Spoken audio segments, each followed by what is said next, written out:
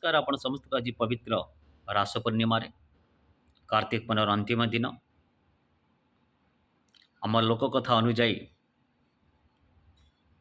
आकामा बोई पान गुआ थोई पान गुआ तर मासक धर्म मोर ता सहित महाभारत एक कथा आसे जिते पितामह भीष्म सरसज्जा करते ये पांचटी कर अर्थ भी बुझाई पंचु पांडव को डाकी करे कपट करे क्रोध करे कामना कर कटुवचन बा करे कुपथगामी ये पांचटा अर्थ कौन।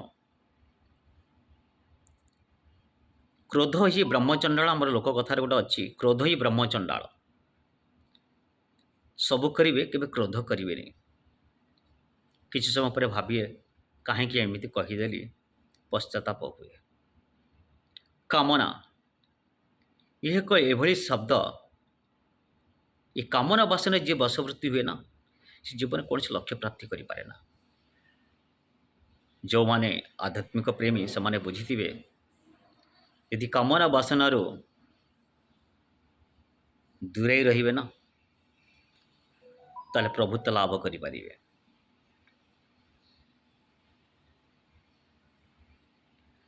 कटु वचन क्या कटु वचन वा क्या हृदय को बाधिला भाया कथा कार मन को बाधिला भाया कथा जदि आम क्या कही था निश्चित तार मन कष्ट होता है। जमी पीब पानी सेमिति हम बाणी जदि आपण अंगूर रस पीथे आपण ना आपण ठीक भाव उच्चारण करें जदि अंगूर रस को गरम कर पिया जाए सी तो दारू हो गला। दारू भी एक पानीय पानीय जल पी दारू पी लोक जब तार ना पचार से ठीक तार नाम भी कहींपारे तेणु जमी पीब पानी सेमिति हम बाणी तेणु क्या कटु वचन कहवा अनुचित।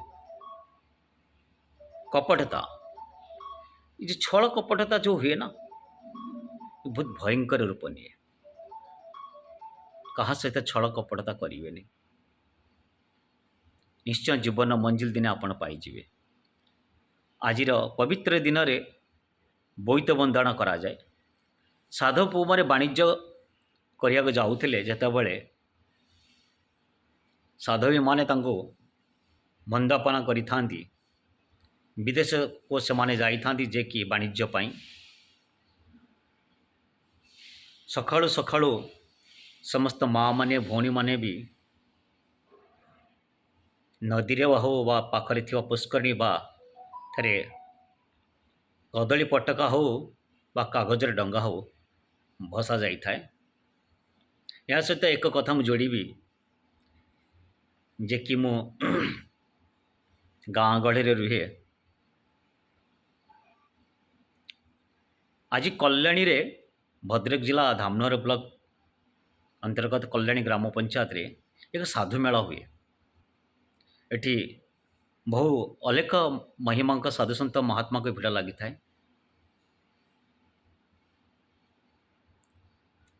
तेणुक पूरा रात्र भर अखंड जली थाए बहु लोक आसी प्रसाद सेवन करती।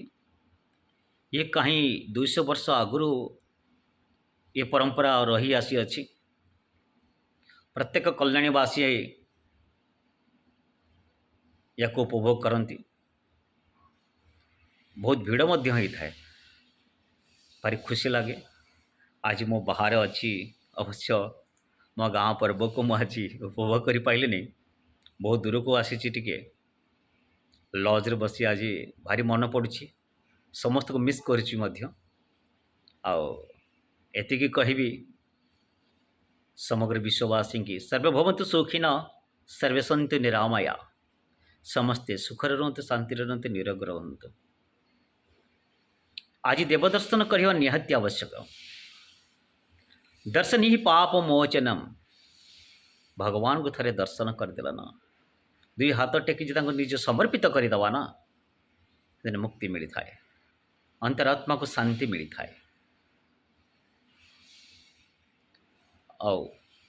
शेष आप समस्त को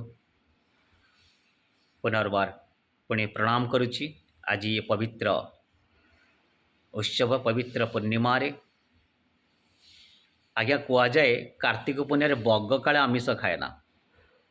बग भी हविष कला भाया सी माछ भी खाएना। आओ अनेक माँ मैंने एक मास धरी हविषार्ण भी खाई था।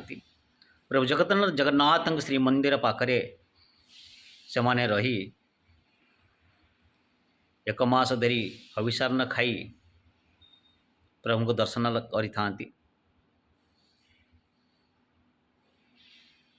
रखुची। नमस्कार। भल लगे निश्चय शेयर करेंगे।